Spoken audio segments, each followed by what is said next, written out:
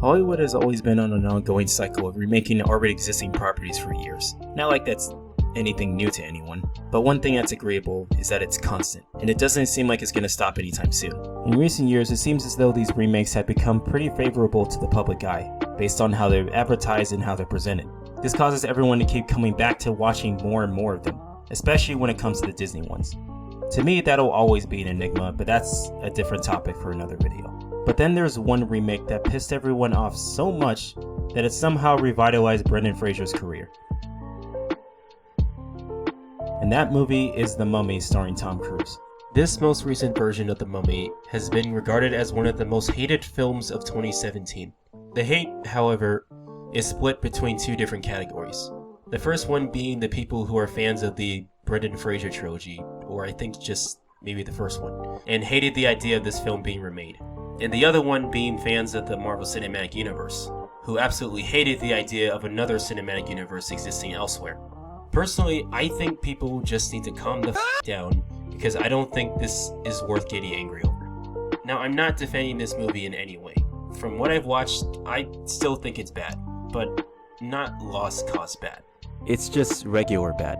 But ironically, it's not bad or interesting enough to make a full in-depth review because honestly, I don't have a lot to say about it.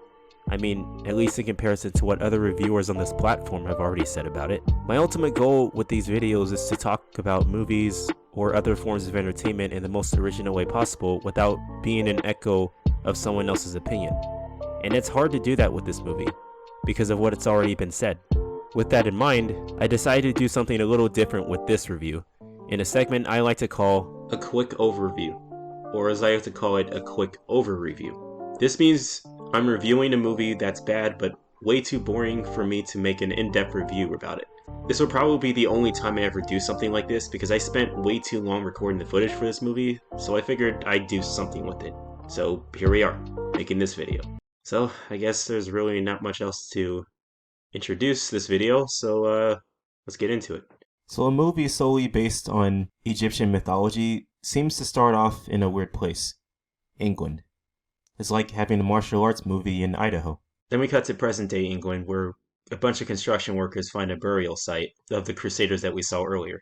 Then Russell Crowe and his crew walk into the same burial site, but they bribe the people to get them out and walk the other way.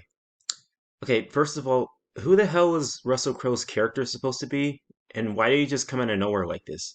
Nothing is really explained until much later in the movie, which is like halfway through, which is a really stupid thing to do here. By the way, I'd like to mention that there was a whole minute of piss-poor exposition before any of this happened, and now the movie introduces us to a character that we don't even know nor care about. Then that same character goes on his own exposition spree that goes on for literally 3 minutes. And then we finally get our title screen. This is not a good way to start a movie. So after all that, we are introduced to the two main characters who are army dudes, played by Tom Cruise and Jake Johnson. They seem to attempt to infiltrate an abandoned town in the middle of the desert. The only problem is that they're not even commanded to be there, so they're already shitty just from the first 2 seconds you see them, from just simply disobeying simple orders that they were supposed to follow. Great representation of the US Army, guys. Thanks, Universal. So the actual reason why they're there is because they're trying to steal treasure with whatever the hell this is supposed to be. A piece of paper, some coordinates, a note, and apparently that means treasure. This small, useless bit of material means that they'll find it. Okay, you want to know why stuff like Indiana Jones, The Goonies, and the Uncharted games are so memorable? It's because they go into great detail in history as to why the treasure they're looking for is so important. And whether or not it's accurate to what they're looking for and why it means anything to the story is irrelevant because you're so invested into what the characters are doing. And the characters themselves are written so well that you actually connect with what they're doing and you understand why they have to do the thing they have to do.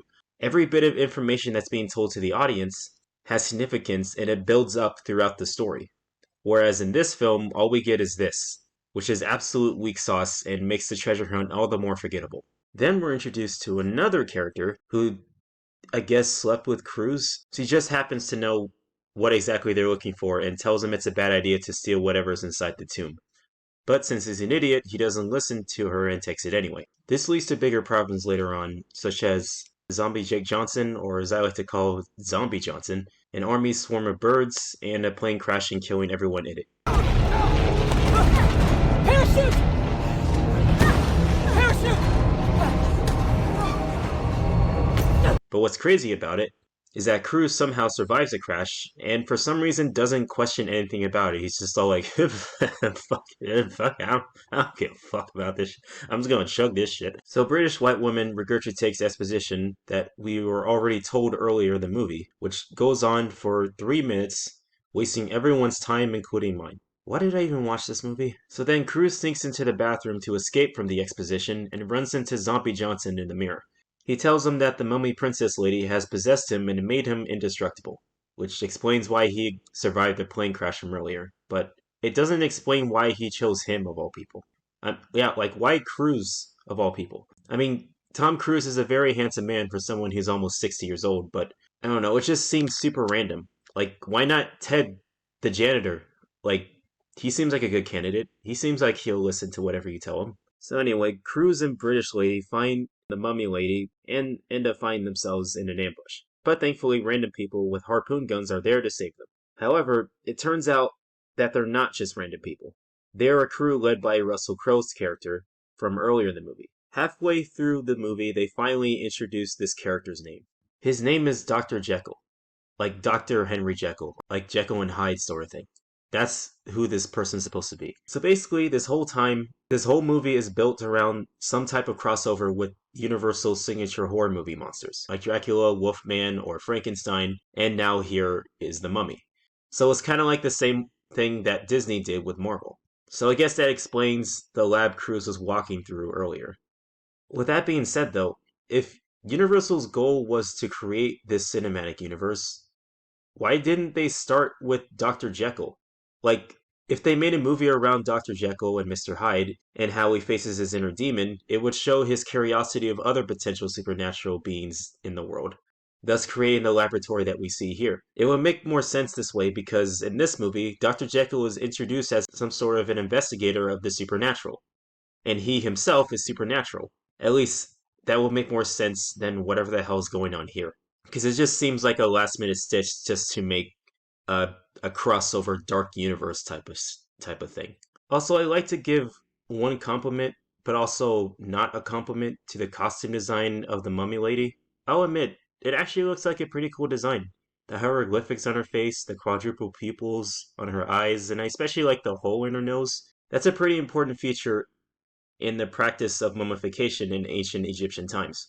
Basically, the Egyptians would break a hole in the nose in order to collect the brain matter from the deceased pharaoh or queen's body, mostly because they thought that every organ, including the brain, was the most useless part of the body, which is why they would take it out before they bury the corpse. The only problem is, movie-wise, they don't do any of that shit. How do I know this? Because the movie told me. The movie literally told me that the princess mummy was buried alive, so they skipped all of that.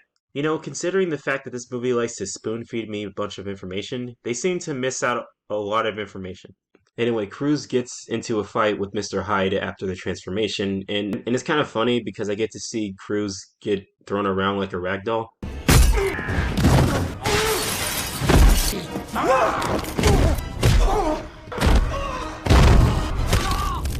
But Cruz managed to change him back to Jekyll, and for some reason he proceeds to dropkick him. He didn't really have to do that. He was already back to normal. He wasn't going to do anything to you. I think Cruz is just being a dick. Still pretty funny though.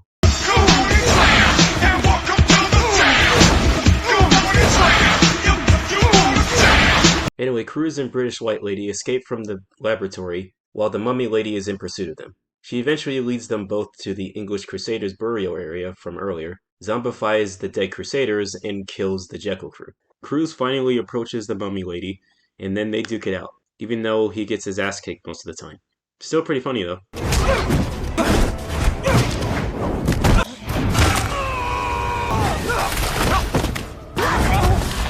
Leaving him no choice, Cruz then stabs himself with the magic knife and possesses the same power as the mummy lady does. Which would be an interesting fight scene if they didn't just stare at each other the whole time.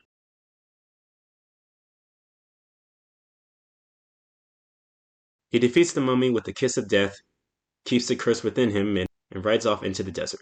And that ends the movie. In conclusion, overall, this movie is just your standard boring action flick that belongs in the $5 Walmart bin. It's not the worst thing ever, but it's just boring. I don't really have much else to say about it other than what's already been said, so I'm just gonna end the video here. So, if you liked it, then, thanks. Okay, see ya.